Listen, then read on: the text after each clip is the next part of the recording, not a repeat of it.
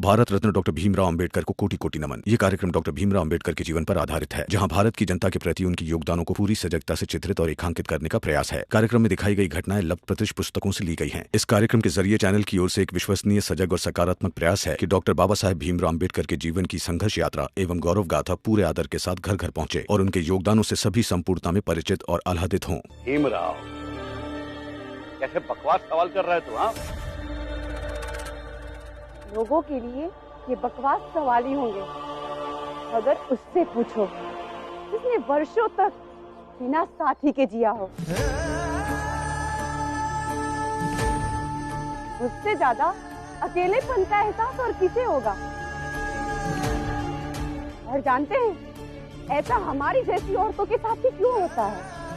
वो आपके द्वारा बनाए गए इन्हीं कायदे कानून के वजह से, जिसमें पुरुष को तो बार बार अपनी जिंदगी नए तरीके से शुरुआत करने की आजादी है, लेकिन औरत अगर एक बार जिस खूंटे में बंध गई, फिर मरते दम तक उसी खूंटे में बंधी रहती है।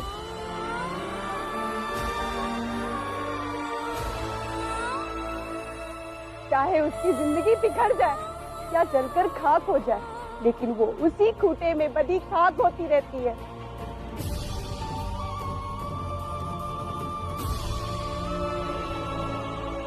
ओ दीपक की माँ, पागल हो गई हो? लाज शर्म सब बेच खाई है, बहकी बहकी बातें कर रही हो। सही कहा जीजाबाई, अगर कोई औरत बोले तो उसे लाज और शर्म के नाम पे चुप कराया जाता है। औरत भी तो इंसान होती है। जब उसे कोई ये पूछने वाला ना हो, तुमने खाना खाया? बीमार होने कोई दवा लाने वाला नहीं, हाथ पकड़कर साथ चलने वाला ना हो, और जब ठंड लगे तो कोई चादर उड़ाने वाला ना हो, तो जीना बहुत मुश्किल हो जाता है।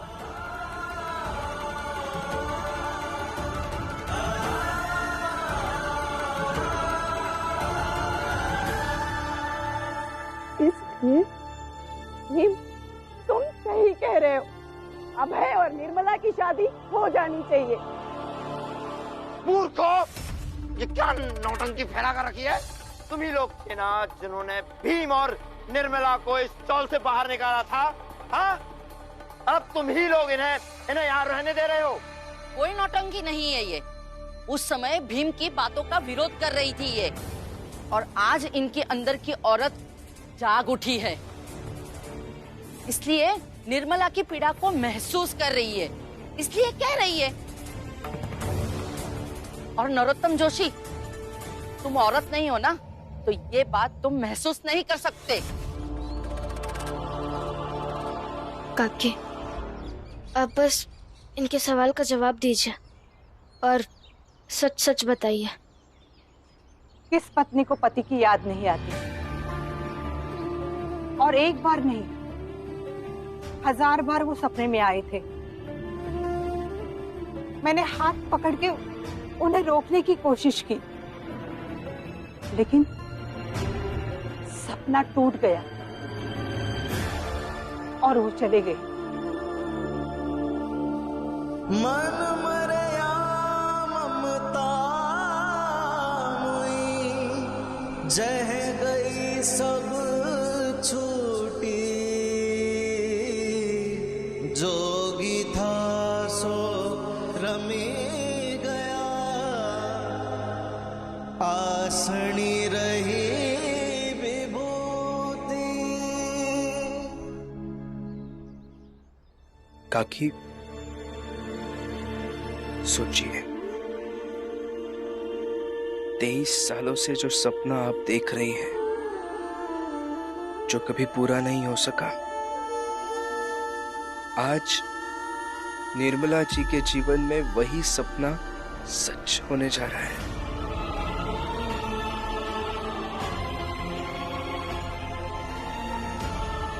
तो आप क्या चाहती है कि हर एक औरत बस सपने देखती रहे? जो कष्ट आपने झेले कि वही सब झेले? अब सोचिए ना, 23 साल पहले आपको भी अगर निर्मला जी जैसे मौका मिलता तो आपका क्या फैसला होता?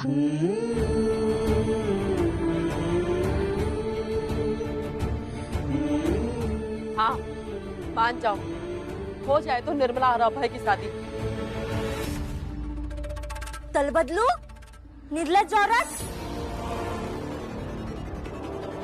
भूल गई सब कुछ। इन दोनों ने क्या किया वो भी भूल गई। जीजाबाई, दीपक की अम्मा एक बात तो सही कहत रही कि औरत जब भी सच बोलत है उन निर्लज्ज कही जात है।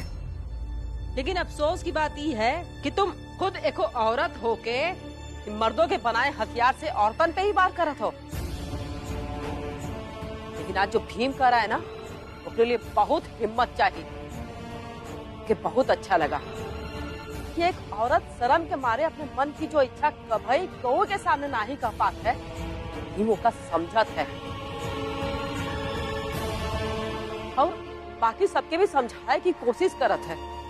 इसलिए हम तो भीम के साथ। और जीजा भाई, ऐसा नहीं है कि हम भीम के हर फैसले में हमेशा उसके साथ हैं, लेकिन आज भीम जो कर रहा है वो एकदम सही है, इसलिए हम भीम का साथ देबे। निर्मला और अभय की शादी जरूर होए के चाहिए। प्रिया, तो चुप रहेगी? चोको, सवाल औरतों के भविष्य का है, इस पर औरत बात नहीं करेगी तो क्या तुम लोग करोगे? औरतें ही बात करेगी ना। तुम मर्दों ने अपने जीवन में अपने लिए सारे रास्ते बनाए हैं, और हम औरतों का क्या? अगर औरत विधवा हो गई तो उसका सारा जीवन उसी विधवा नाम की दुर्घटना के साथ खत्म हो जाता है। और ये सब तुम लोगों ने बनाया है, क्योंकि तुम लोग नहीं चाहते कि औरत आगे बढ़े, इसलिए हमेशा सबके सामने उसे नीचा दिखाने की कोशिश करते हो। औरत की ताकत से डरते हो तुम लोग।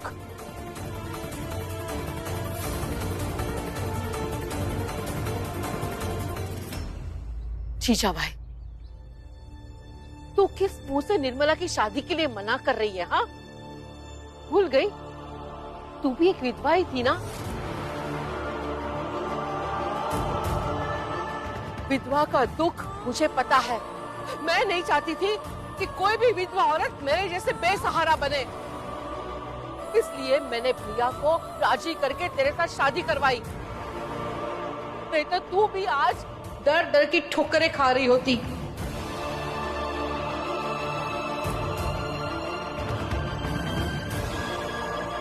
एहसान फरामोश तू है, लाज शर्म तुझे आनी चाहिए जीजा भाई।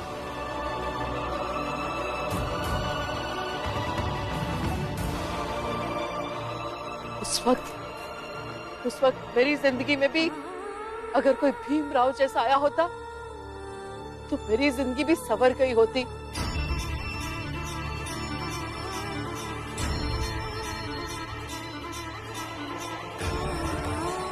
निर्मला नसीब वाली है, उसे आगे बढ़ने का, जीवन में खुश रहने का, शादी करने का पूरा हक है।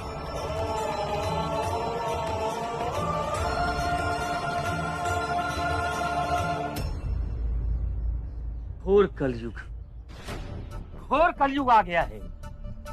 भीमराव, तुमने सचमुच कलयुग के पाप की नदी इस चाल में बहा दी है।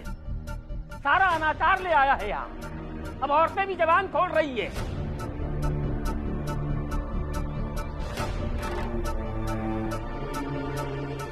काकी,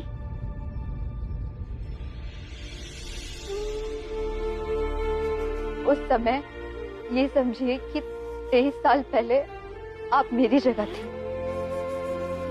और फिर 23 साल बाद मैं आपकी जगह खड़ी रहूंगी। आज आपका चाहे जो भी फैसला हो, वो मेरे 23 साल बाद के भविष्य को तय कर देगा।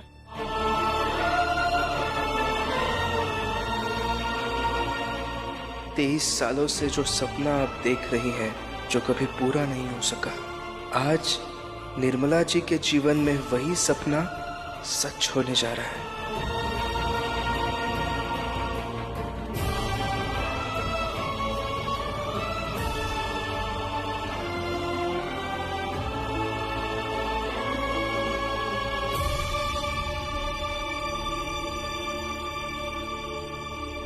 अब क्या इनके मुंह में उंगलियां डालकर जवाब लोगे? अरे इनकी खामोशी ही इनका जवाब है। नहीं,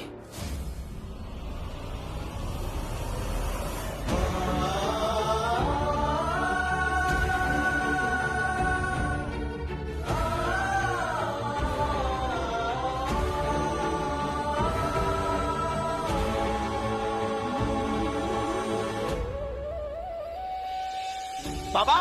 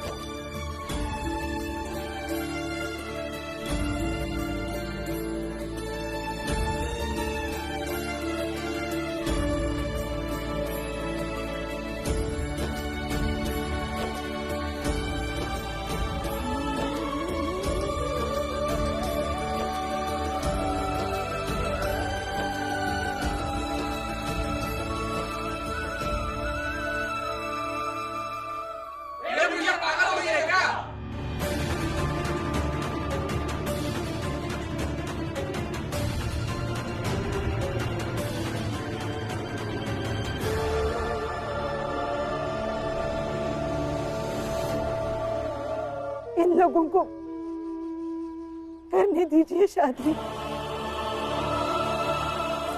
निर्मला हमारे समाज का हिस्सा है। ये सोचे तो सारी समस्या खत्म हो जाएगी। कर लेने दीजिए इनको शादी।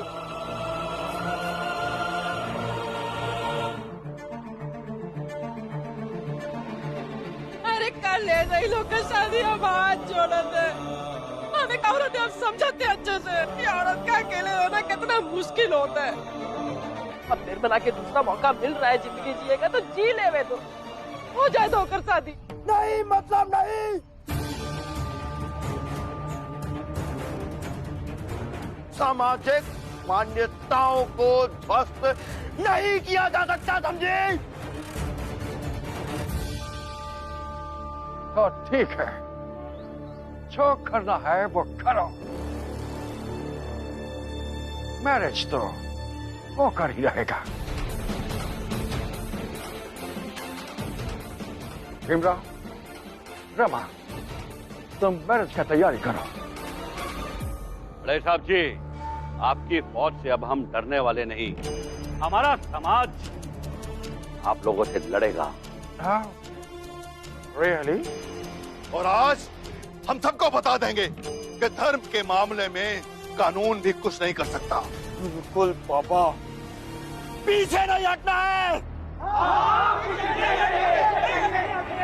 शांत हो जाइए, शांत हो जाइए। इतने सालों में इतनी सी बात नहीं समझ पाए आप लोग? ये लोग जो आगे खड़े हैं ना, इनमें से लड़ने कोई नहीं आएगा। सब किनारे खड़े हो जाएंगे और आप लोग इन लोगों से लड़ बैठेंगे, क्योंकि ये लोग आप दोनों को एक दूसरे से लड़वाना चाहते हैं। भीम, इन चीजों में मत उलझो, विवाह की तैयारी करो। अपराधी तो सब है, करने दे इनको जो करना है। चलो। रुको, ये विवाह नहीं होगा। चल। पोजीशन।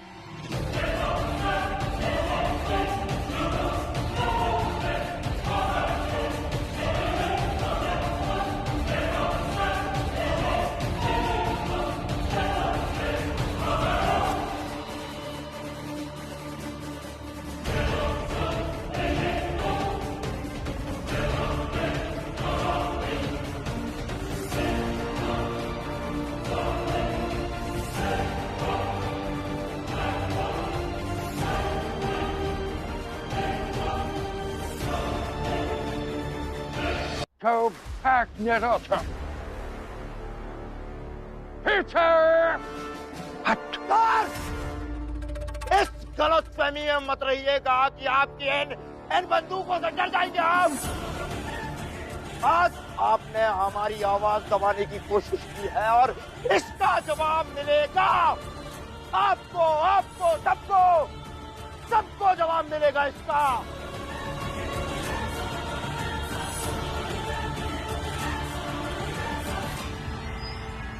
अभी तो हम जा रहे हैं, लेकिन लौटेंगे, लौट कर सबको इसका जवाब देंगे।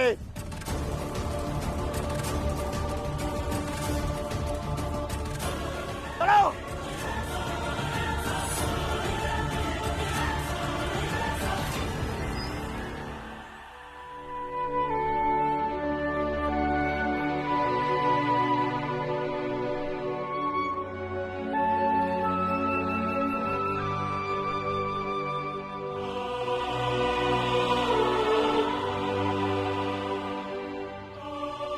चलिए शादी की तैयारी करते हैं।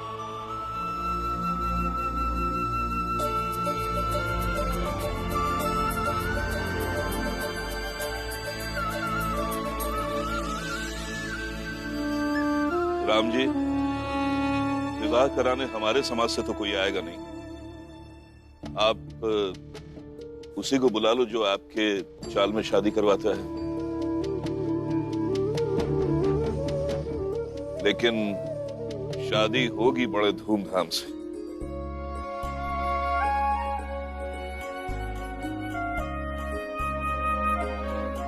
भैया मैं बुलवाती हूँ किसी को। लेकिन रमा, निर्मला जी को और अभय जी को विवाह के लिए तैयार भी तो करना होगा। लेकिन दोनों को तैयार कैसे करेंगे? शादी के कपड़े तो है ही नहीं हमारे पास।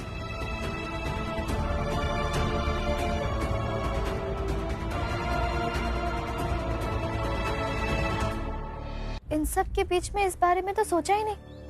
अब क्या करेंगे? चिंता मत कीजिए रमा और लक्ष्मी।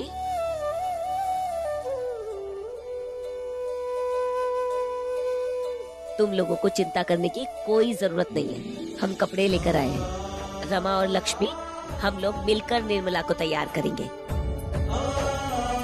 और हाँ, मैं आप दोनों के लिए भी कपड़े लाई हूँ। आप लोगों के बेटे का विवाह है, आप लोग भी तैयार हो जाइए। चलो रमा और लक्ष्मी, हम लोग निर्मला को दुल्हन बनाते हैं। और मैं अभय जी को तैयार होने में मदद करता हूँ। आइए अभय जी। आओ बेटा, आइए। चलिए।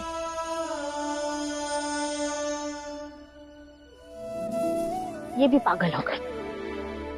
आए, आपके लिए तो सब पागल है। भीमभा और रमा की लड़ाई में उनका जो भी साथ दे वो सब पागल है।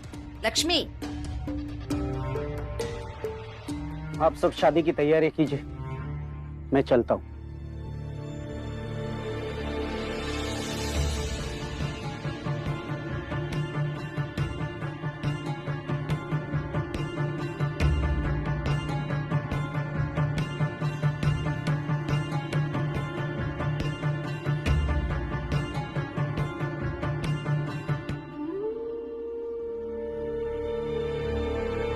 रुको बाला,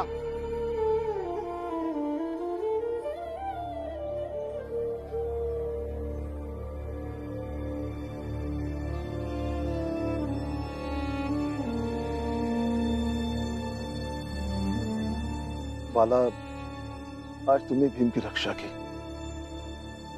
उसके लिए एक बाप होने के नाते धन्यवाद कहना है। भीम सिर्फ आपका बेटा ही नहीं, मेरा भाई भी है और उसका ख्याल रखना मेरा कर्तव्य है। पर कर्तव्य के बदले धन्यवाद तो नहीं दिया जाता ना। वैसे देखा जाए तो तुम्हारा सिर्फ छोटा भाई नहीं बल्कि एक पत्नी भी है और एक कर्तव्यनिष्ठ व्यक्ति अपने हर कर्तव्य को निभाता है। इसलिए मुझे ऐसा लगा कि आज तुमने इनके लिए जो किया वो कर्तव्य कम, एहसान ज्यादा है। और एहसान के बदले धन्यवाद तो बनता है। ये तो तुम भी जानते हो। नहीं जानता, कुछ नहीं जानता मैं। आपको मुझे सिर्फ जलील करना होता है। कर लिया? कोई भी बाप अपने बेटे को जलील नहीं करना चाहता। मैं बस यही कह रहा हूं, बड़ा और महान व्यक्ति वही बनता है जो पहले खुद के प्रति अच्छा हो, अपने परिवार के प्रति अच्छा हो, और परिवार में पत्नी भी आती है। बाबा, मैं ना तो महान हूं और ना ही बनना चाहता हूं। और रही बात मेरी पत्नी की, तो उसके साथ मैं जैसे हूं ठीक हूं। आपको उससे क्या मतलब है? आप जाइए, अभय और निर्मला की शादी करवाइए।